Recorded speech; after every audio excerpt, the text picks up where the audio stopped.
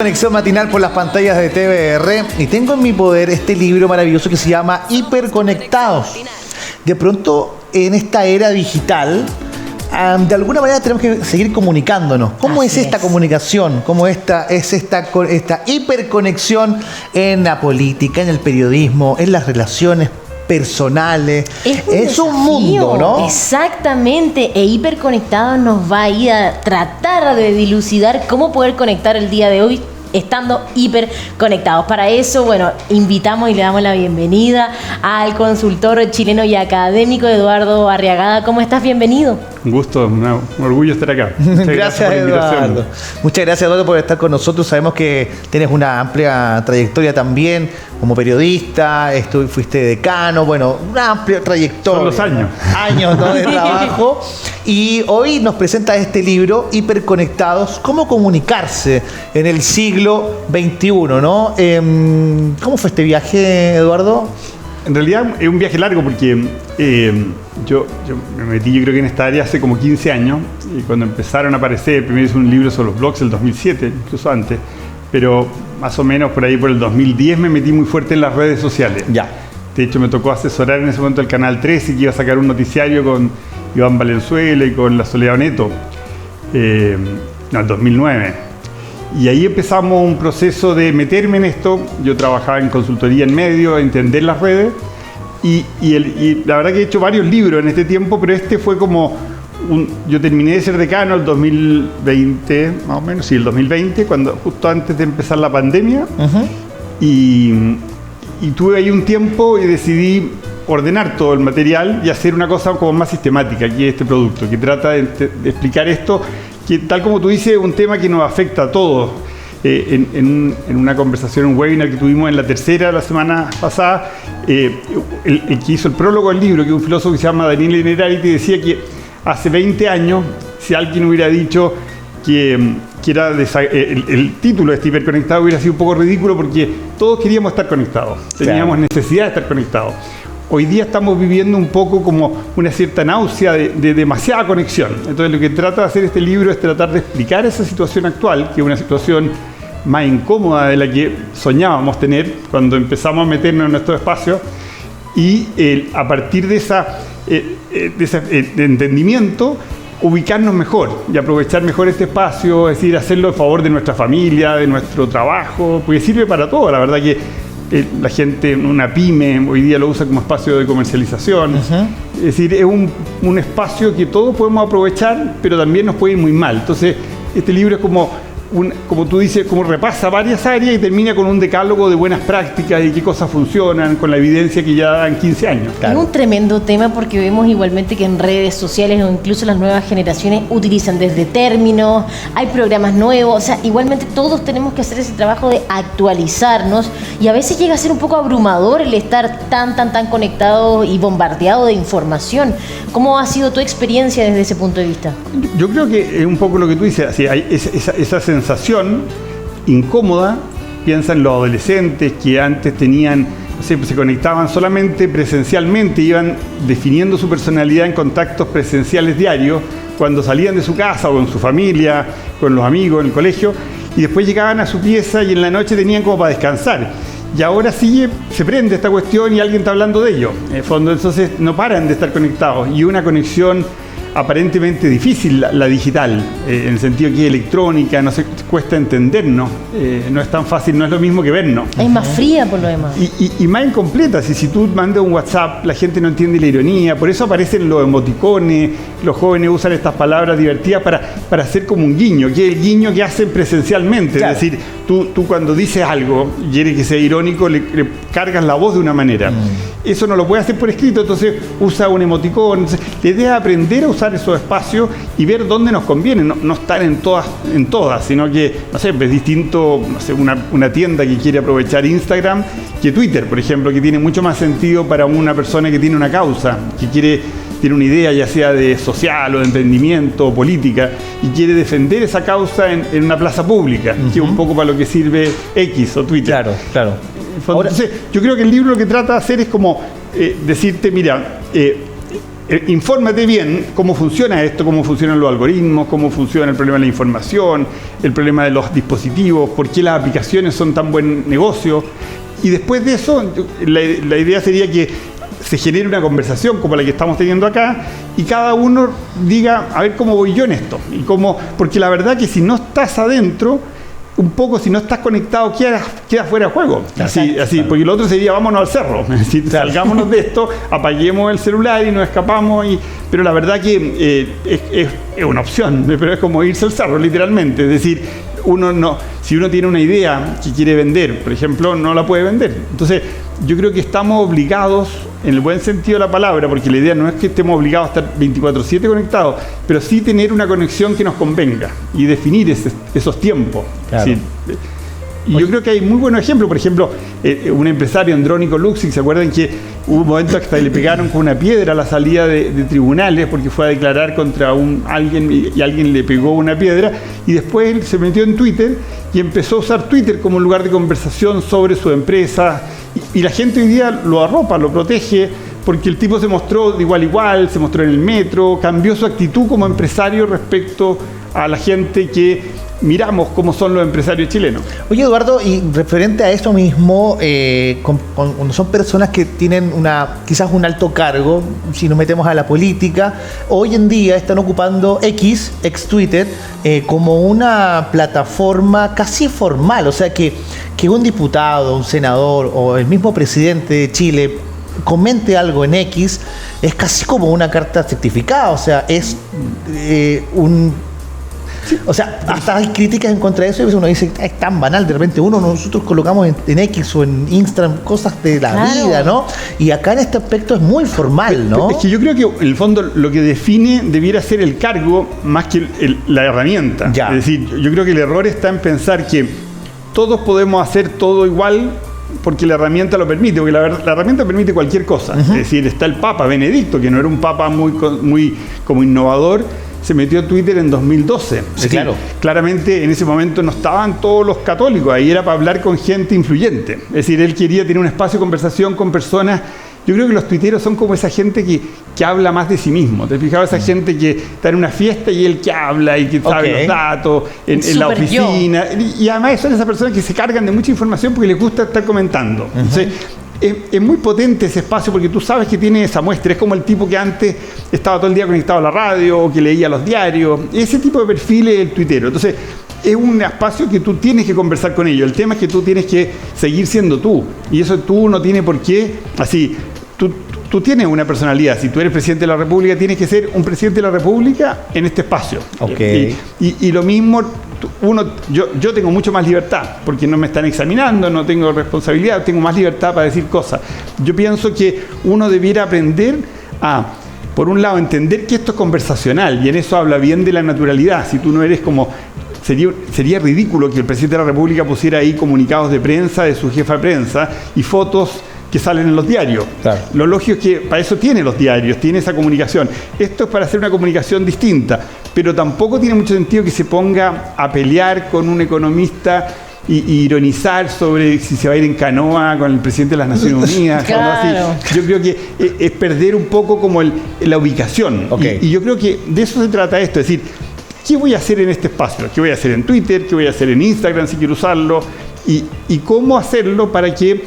Aquí lo más importante debería ser pensar en nuestra reputación. Hasta ahora el mundo pensábamos mucho en el marketing. El marketing es como la marca nuestra, es lo que nosotros queremos que seamos vistos. Es decir, la Coca-Cola es el branding, claro, el chispeante, pero en realidad la reputación es lo que dice la gente. Boca en boca, claro. Cómo tratan a los empleados, la opinión pública, entre comillas, que hay en torno a la Coca-Cola, por ejemplo, o la opinión pública en torno a cualquiera de nosotros. El tema es que hoy día nosotros podemos trabajar esa reputación y podemos conocerla. Podemos, por ejemplo, si tenemos un tema, ustedes, por ejemplo, un canal como este, hay gente que habla de este canal. Antes ustedes no sabían, siempre han hablado del canal, pero antes ustedes no tenían cómo saber qué se decía del canal. Hoy día, si ponen oreja y se ponen a escuchar, todo está grabado, todo lo pueden recuperar y pueden ver, mira, la gente piensa que el tema, nosotros lo diferenciamos por la agilidad, por la naturalidad, por los colores, etcétera. El feedback es más rápido, inmediato. Sí, y de fondo, y eso lo puedes tú ir ajustando, en fondo. Entonces tú puedes conversar con esa gente, le puedes contestar cuando se equivocan, Es decir, es un espacio súper potente, porque la diferencia es que antes nosotros con la imprenta, que después vino la radio, la televisión, las páginas web, era un mundo como de mensajes, que tú lo que hacías es que tú podías elegir qué mensaje leer, oír, escuchar. En el fondo, el fondo teníamos libertad, la imprenta nos dio como libertad para elegir. Pero ahora este espacio de hiperconexión nos permite hablar a cualquiera, hacia los de a pie como yo, porque ustedes tienen un medio, pero yo mismo puedo intervenir.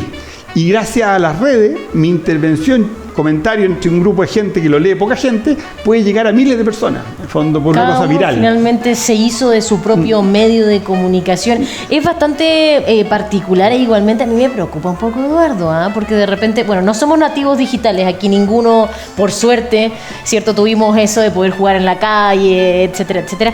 Pero de repente, no sé, uno ingresa al metro y vemos a todas las personas con nuestros dispositivos móviles. ¿Crees que eso a la larga puede ir atrofiando la manera en cómo conectamos desde, digamos, el lado humano o personal? Mira, yo creo que hay que mirar los dos lados. Por supuesto, esto tiene costo, así como tuvo la calculadora, que dejamos de hacer razonamientos mentales, o la máquina de escribir, que perdimos la memoria que teníamos cuando escribimos. Hay una relación distinta con la escritura.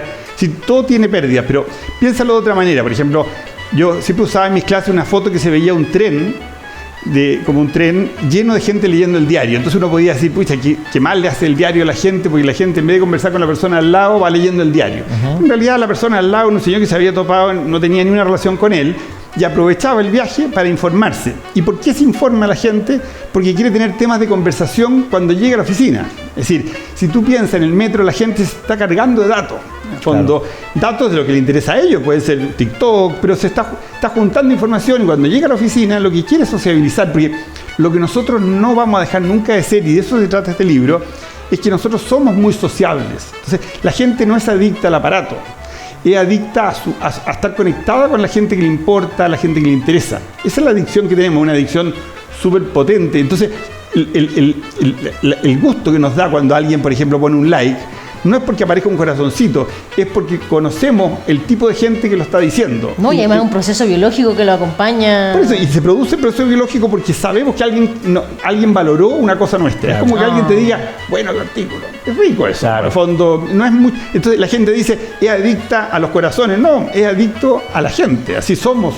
A nosotros nos define el lenguaje. Y este libro lo que trata de mostrar es que este espacio, esto que hoy día nos incomoda, al final del día son nuestras relaciones sociales y nuestro lenguaje. Entonces se ha metido una maquinita en medio, y la maquinita con el tiempo se va a hacer transparente, y lo que tenemos que aprender a usar es como el espacio nuevo que tenemos, este espacio de voz. Tenemos una voz masiva.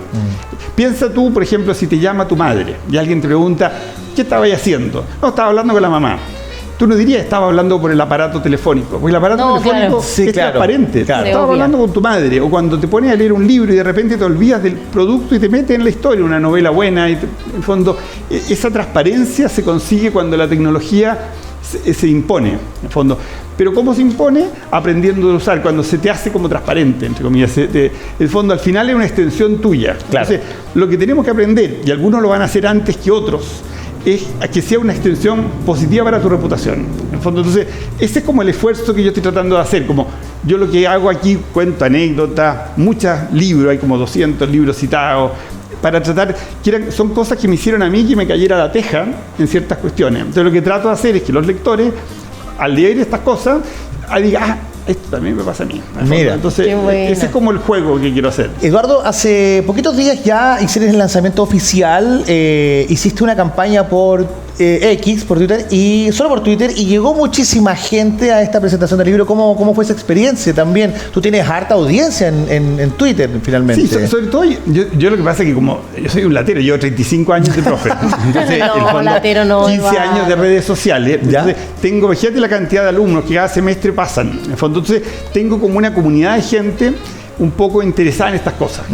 Y esa comunidad se activa, y esto fue una oportunidad para como juntarme con esa comunidad. Perfecto. Entonces, cuando yo hice mucho ruido en las redes de que iba a hacer esto, y era un espacio abierto, pero la Universidad Católica se podía entrar, en fondo, entonces fue la oportunidad que uno tiene, así como tú decías al comienzo, antes de entrar al programa, que un nuevo hijo. Entonces sí, pues como un hijo que nace, entonces tú hacías una fiestecita para comentarla.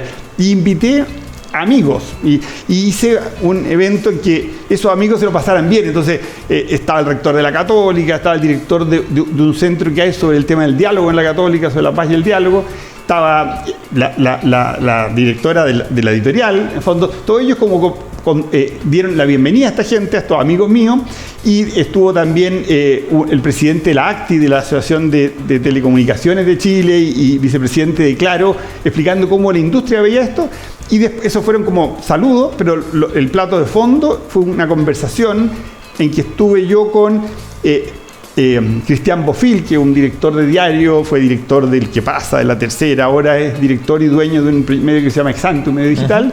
Estuvo la decano de otra facultad, de la facultad de la Adolfo Ibáñez, la Magdalena Brown, y moderó esta conversación entre los tres sobre el libro la Macarena Lescornés, que fue directora del The Clinic y ahora es la que está a cargo de las comunicaciones del Centro de Estudios Públicos. Okay. Entonces se dio una conversación muy bonita en fondo. Entonces yo creo que lo potente que se dio es que para en el fondo esta gente un poco freak de estos espacios de redes, de medios, etcétera, nos lo pasamos muy bien. Claro. Y se juntaron, tal como tú dices, y justo ahora está en pantalla, se juntó un grupo de gente bien masivo, así de fondo, sí, para un lanzamiento de libro. Sí, qué lindo. Las imágenes. Estamos viendo las fotografías de ese momento que me imagino que para ti igualmente tuvo que haber sido súper gratificante. ¿Cómo fue el proceso de crear el borrador de Hiperconectados? ¿Fue un proceso largo? ¿Cuánto tiempo aproximadamente duró? Son 2 años y medio entre empezar a hacerlo y que esté acá. En el fondo, medio año solamente, entre comillas, en terminar y en hacer un libro. En el fondo, y 2 años en trabajar el borrador, el trabajo. Incluso trabajé con alumnos, me ayudaron para pulir todas las citas, hay muchísimas citas. Es decir, yo lo que hice fue, yo tenía muchos materiales, porque yo hago un curso sobre estos temas. Tengo un curso que se llama Comunicar a Personas Conectadas. Y un curso que hago hace 2 años, y cuando empecé el curso lo pensé pensando en este libro. Entonces las clases del curso eran el proyecto del libro, y eso empecé justo hace 2 años. Entonces fue como ir haciendo la estructura del libro, hice la estructura del curso, y después tengo un curso también en clase ejecutiva que aplico más o menos la misma idea, es un curso de redes sociales como para community managers, y otro curso en un magíster de la Universidad Nacional de Córdoba, una universidad argentina, en la misma línea. Entonces yo aproveché todo ese trabajo en que tenía mucho apoyo de ayudantes, de los mismos alumnos, para ir desarrollando esto durante los 2 años. Entonces fue un lujo hacerlo, cansador eso sí, porque uno al final ya no quería ir más, pero ahora tengo la ventaja que me sé de memoria el libro y el tema, así tengo una capacidad enorme. Ya lo estoy demostrando ahora, claro, dando la lata sobre estos temas. Oye, Eduardo, bueno, dejamos invitado a la gente, gracias a Editorial Forja, que presenta este libro también, Hiperconectados. Lo pueden buscar en la página de Editorial Forja y también en todas las librerías, ¿cierto? Las principales del país ya se encuentra el libro disponible. ¿Versión digital y física o solo...? No, está también en digital, tanto en Forja, está en Buscalibro y está también en la versión Kindle. Sí, lo pueden bajar. En el fondo hay como las distintas opciones dependiendo un poco de la comodidad de las personas. Para el que le gusta el tema, Eduardo, ¿es un libro rápido de leer? Yo pienso que sí. Sinceramente, un libro así está pensado, y la verdad que lo hice con un apoyo profesional. En el fondo, el tipo que me ayudó, el agente, entre comillas, el mismo agente que trabaja con Benjamín Labatut, con Daniel Matamala, y él me obligó a hacer un libro que pudiera ser interesante para un lector diverso. Perfecto. No está pensado para el mundo académico, ni para el mundo de los medios, ni los periodistas, sino que justamente está pensado para que lo pueda leer cualquier persona que de alguna manera se sienta incómoda o vea que puede tener una oportunidad en este nuevo espacio donde podemos tener voces los que antes no la teníamos. Oye, qué maravillosa invitación entonces a quienes están ahí en sintonía con nosotros para que pueda leer Hiperconectados. E igualmente, ¿cómo ha sido la recepción de estas primeras personas que tienen tu libro? ¿Ya pudiste recibir algunos comentarios al respecto? De colegas de ustedes, así de gente de medio. La verdad que a la gente le ha gustado, incluso una persona que a mí le tengo mucho respeto, un historiador muy serio, que yo le había mostrado en un momento el prólogo y me había encontrado un error así. Y era la primera vez que leía todo el libro y me dijo que le gustó mucho, que quedó y se sorprendió mucho porque no pensó que le iba a interesar tanto, siendo que él es un historiador, que está en un tema de historia económica, más bien no es como el tema de las redes le interese, y se sintió, le gustó mucho. Al rector de la universidad también le gustó bastante, es decir, gente diversa, en el fondo. El mundo de los periodistas interesa más porque hay una parte fuerte sobre el tema de la polarización que está tan de moda hoy día y sobre el tema de la desinformación. Pero en general interesa porque está el tema de los algoritmos, que es incómodo para todos, está el tema... Y yo te diría que lo más importante de esto es aprender a contar historias, que es una cosa que en la comunicación hemos tenido siempre, pero hoy día ya no es un tema de los comunicadores, sino que todos debiéramos aprender a contar historias memorables. Y además entender que ahora hay que plantearse esto como espacios de conversación, y en eso este tipo de programas son como muy, en el fondo es lo que la lleva, en el fondo, es decir, más que pensar en mensajes que se publican, es generar conversaciones. Es decir, tú antes lo que hacías es meter un mensaje y lo lea mucha gente. Hoy día lo que tratas de hacer es generar un tema de interés, un tópico atractivo que atraiga la conversación de la gente que a ti te interesa. Que se interactúe también. Entonces, ese modo como dialogante, es como la que la lleva. Y no es trivial, en el fondo. Y el libro analiza, de hecho el libro empieza con una anécdota sobre esto que se cumplieron 50 años en el golpe militar, sobre este centro que había, que ahora está en La Moneda. De hecho pueden visitarlo hasta marzo, que se llama CyberSyn, o 5 se llamaba en Chile, que es un centro de manejo de información que se creó el año 71, 72, en el gobierno de Allende, para tratar de manejar y controlar la información que había de todas las industrias del país. Entonces, la idea es cómo manejar en serio las conversaciones apoyadas en lo digital. Que ahora con el tema de la inteligencia artificial, ChatGPT, que conversa con uno, sí, es un tema que viene muy fuerte. Entonces, yo creo que está como muy al día el proyecto.